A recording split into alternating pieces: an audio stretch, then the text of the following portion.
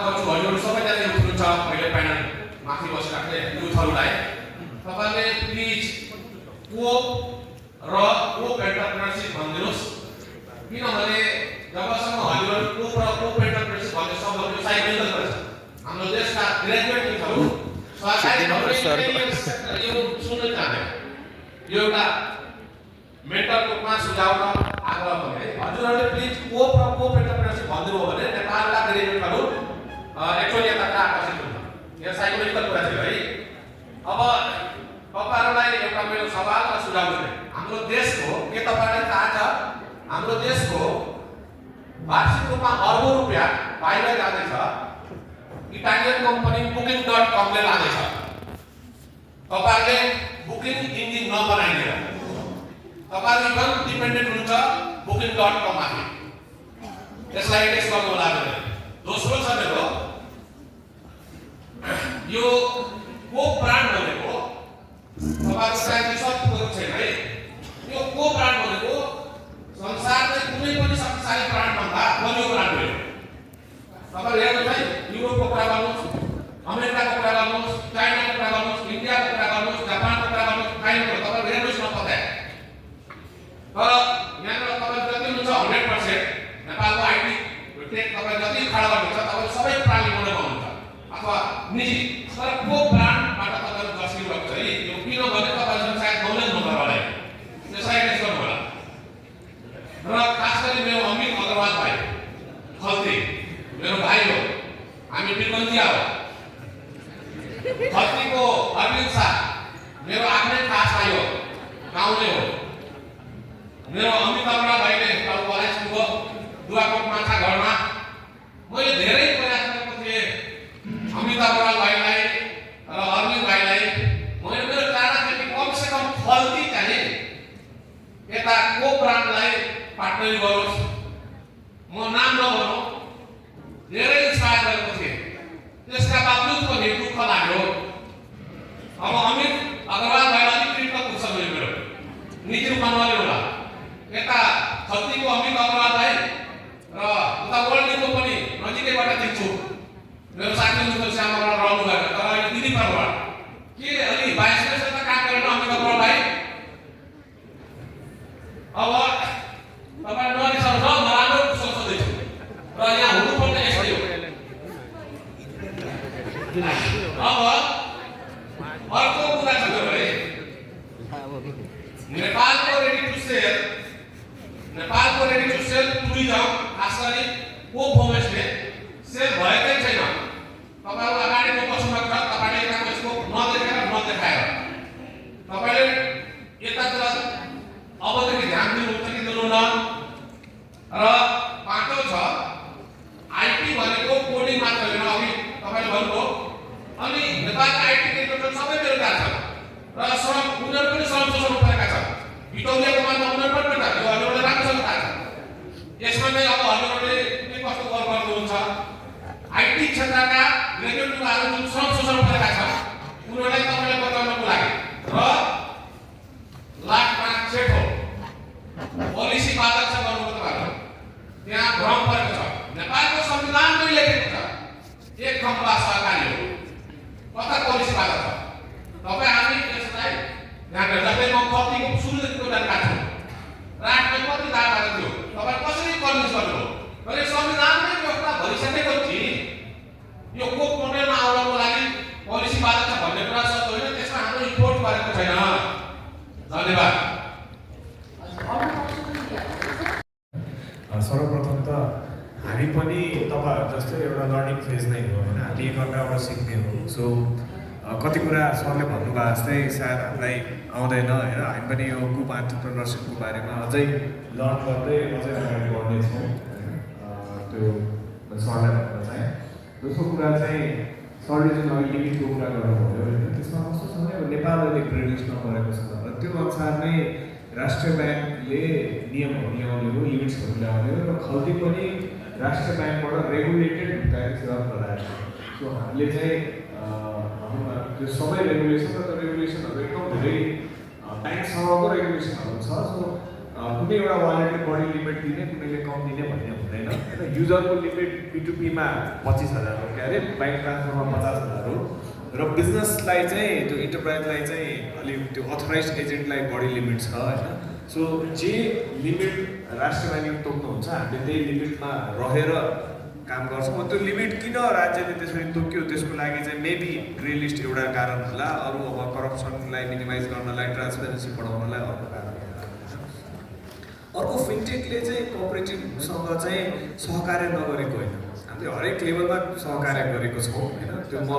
कति ठाउँमा हामी ब्याकएन्डमा बसेर सहकार्य गरेको हुनाले त्यो देखिएको छैन होइन मलाई सम्झना हुन्छ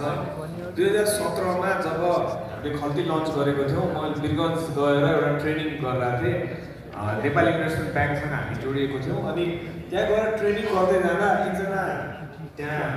ग्राहकले के भन्नुभयो भने उहाँ ब्याङ्क कहिले जानु भएको छ ब्याङ्क जाँदाखेरि चाहिँ जुत्ता खोलेर जाने हो कि लगाएर जाने हो भन्ने प्रश्न गर्नुभयो होइन र त्यो जाँदाखेरि उहाँलाई डर थियो मलाई त कोअपरेटिभै सजिलो घरमै आइदिन्छ फेस टु फेस ट्रस्ट छ जुन डोर स्टेप सर्भिस कोअपरेटिभले दिन्थ्यो होइन हाम्रो यो फिनटेकको 3टा पिलर छ एक्सेस लिटरेसी र ट्रस्ट घरमै आइदिएपछि त्यो एक्सेस ट्रस्ट र लिटरेसी पनि ल यसरी गर्नु यसरी भन्नु भनेर जुन ग्राहकलाई चाहिन्छ होइन त्यसको चाहिँ ब्याकबोन चाहिँ कोअपरेटिभहरूकै होइन र त्यसले गर्दा चाहिँ अहिले पनि हामीले चाहिँ कति ठाउँमा ब्याङ्क चाहिँ घर घरमा जान सक्दैन हामीले त्यो कुरामा चाहिँ कोअपरेटिभले टेक्नोलोजी युज गरेर सिरियस अनबोर्डिङ भनेको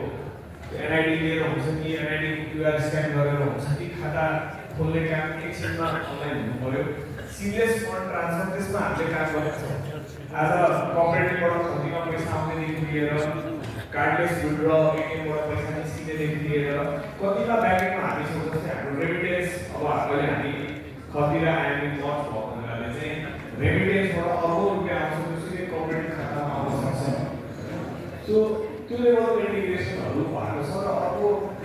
हामीले ल्याउने बजेट एउटा कोअपरेटिभले छुट्टा छुट्टै गरेर आइटिसीसँग एग्रिमेन्ट गरेर आइटिसी रिचार्ज ल्याउने एचएमसँग एग्रिमेन्ट गरेर एचएम रिचार्ज ल्याउने वर्ल्डसँग इन्टिग्रेट गरेर वर्ल्डको इन्टिग्रेट ल्याउने आफ्नो एपमा सक्दैन थियो त्यो तपाईँहरूको एपमा कसरी आयो भने तपाईँको ल सिडिएस चाहिँ इन्फो डेभलपर्स होला युआइएस होला सिनर्जेटिक होला होइन माइरा होला विभिन्न सबैसँग हामी इन्टिग्रेटेड छौँ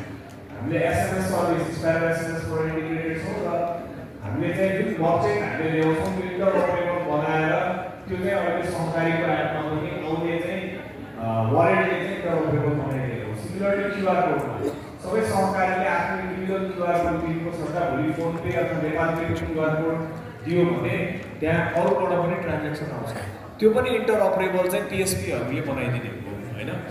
यसरी नै जसरी पहिला मोबाइल रिचार्ज आयो इलेक्ट्रिसिटी पेमेन्ट आयो इन्टरनेट पेमेन्ट आयो भविष्यमा चाहिँ आइपिओ भन्ने सर्भिस आउला अथवा मुभी टिकट काट्ने सर्भिस आउला इभेन्ट टिकट काट्ने सर्भिस आउला त्यो एउटा इन्टरअपरेबल बनाउनलाई चाहिँ एउटा फेज हो त्यो रातारात हुँदैन होइन त्यहाँ धेरै किसिमको अवेरनेसहरू चाहिन्छ इनफ्याक्ट हामीले पनि खल्ती सुरुमा लन्च गर्दा 100 रुपियाँको रिचार्ज गर्दाखेरि मेरै साथीहरूले पहिला 10 रुपियाँको रिचार्ज गरेर हेर्थे त्यो भयो भने बल्ल अर्को 90 रुपियाँ गर्थे त्यो ट्रस्ट बिल्ड गर्न टाइम लाग्छ अथवा फ्लाइट टिकट काट्दाखेरि मलाई फोन गर्दै गयो मैले तेरो फ्लाइट टिकट काटेको छु मेरो टिकट कसरी पाउने हो मैले मेरो सिट त भएको छ नि होइन त्यो कन्फिडेन्स थिएन तर आज चाहिँ कसैलाई डोमेस्टिक फ्लाइट टिकट काट्दाखेरि चाहिँ यो मेरो सिट हुँदैन भन्ने डर हरायो नि त त्यो टाइम लाग्छ मुभी टिकटमा पनि त्यही भयो इभेन्ट टिकटिङ कसैले पनि इभेन्टको टिकट पहिले काट्दैन थियो सो हरेक कुरामा चाहिँ हामीले अवेरनेस क्रिएट गर्दै गउँछु भोलि हजुरहरूले पनि कोअपरेटिभ सेक्टरले पनि के कुरामा अवेरनेस क्रिएट गर्ने त यदि तपाईँहरूलाई लाग्छ ल आइपिओ भन्नमा चाहिँ हामी अवेरनेस क्रिएट गर्छौँ भने त्यसमा 360 डिग्री एफर्ट लगाउनु पर्ने हुन्छ 2-4 महिना 6 महिना 1 वर्ष लाग्छ त्यसपछि चाहिँ त्यो लाइफस्टाइल बन्छ कुनै पनि कुरा यतिकै लाइफस्टाइल बन्दैन त्यसको ब्याकएन्डमा रहेर चाहिँ फिनटेकहरूले काम गर्ने हो तर फ्रन्ट एन्डमा ट्रस्ट बिल्ड गर्ने काम लिटरेसी र एक्सेस तपाईँको ग्राहकहरूलाई गर्ने काम चाहिँ हजुरहरूले नै गर्नुपर्ने हुन्छ त्यति नै भन्न चाहन्छु प्यानलिस्टलाई केही प्रश्नमाथि हुन्छ म एकदमै छोटो गइहाल्छु हामीले सहकारीको लागि र सहकारी थ्रु किसानको लागि चाहिँ केही सिस्टमहरू राखेका छौँ जुन अघि सरले भन्नुभएको थियो त्यहाँनिर अब त्यो मैले राम्रोसँग सुन्न पाइनँ होइन तर हामीले किसानले आफैले सामान्य डकुमेन्टेसनमा चाहिँ बिजनेस प्रपोजल जुन ब्याङ्कको लोन प्रोसेसको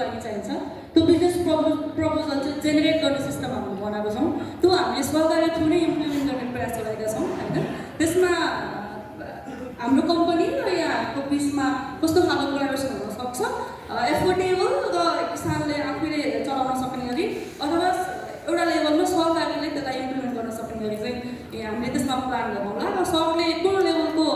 चाहिँ त्यो अकाउन्टिङ सिस्टम भन्नुभएको थियो त्यसमा सक्छौँ मैले छुट्टै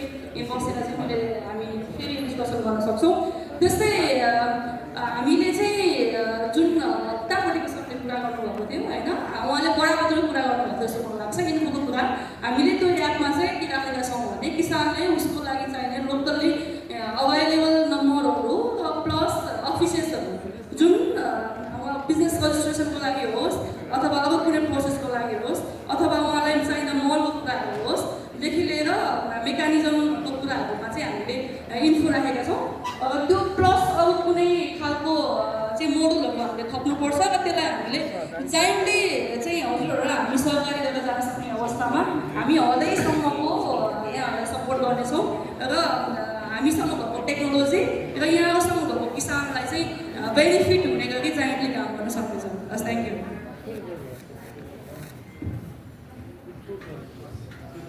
मेरो एउटा सानो उसमा यो सार्वजनिक निजी र सहकारीको सम्बन्ध हुन्छ। नेपाल उद्योग वाणिज्य महासङ्घ अन्तर्गतको शिक्षक समितिहरूको एसी हुन्छ। हामी जहिले पनि सहकारीका लागि एकदमै तयार छौँ र अघिल्लो महिना मात्रै पनि एसीले सहकारी ब्याङ्कसँग मिलेर सहकारी क्षेत्र र निजी क्षेत्र कसरी सँगै जान सक्छ नेपालको खास गरी कृषि क्षेत्रको विकासको लागि भनेर हामी छलफल गरेका थियौँ। कतिपय सुझावहरू पनि आएको छ र कृषिका लागि चाहिँ हाम्रो छरिएर गएको जमिन छ, जग्गा छ अथवा कृषि भूमि छ त्यसलाई त्यहाँबाट सानो त्यसलाई सङ्कलन गरेर त्यसलाई चाहिँ बजारसम्म लानलाई सहयोग गर्नका कतिपय सहकारीले कतिपय ठाउँमा चाहिँ सजिलो गरिदिन सक्छ जस्तो लाग्छ मलाई। र बजारको नलेज प्राइभेट सेक्टरसँग भन्यो भने बजारमा चाहिँ त्यो सामान पुर्याउनु प्राइभेट सेक्टरले यसरी सहकारी हुन सक्छ जस्तो मलाई लाग्छ।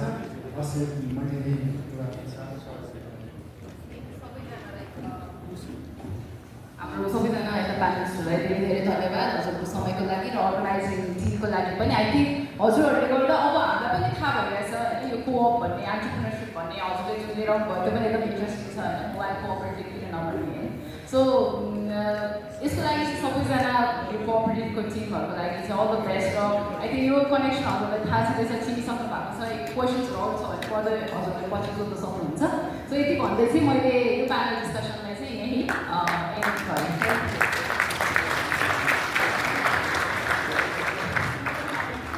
धन्यवाद।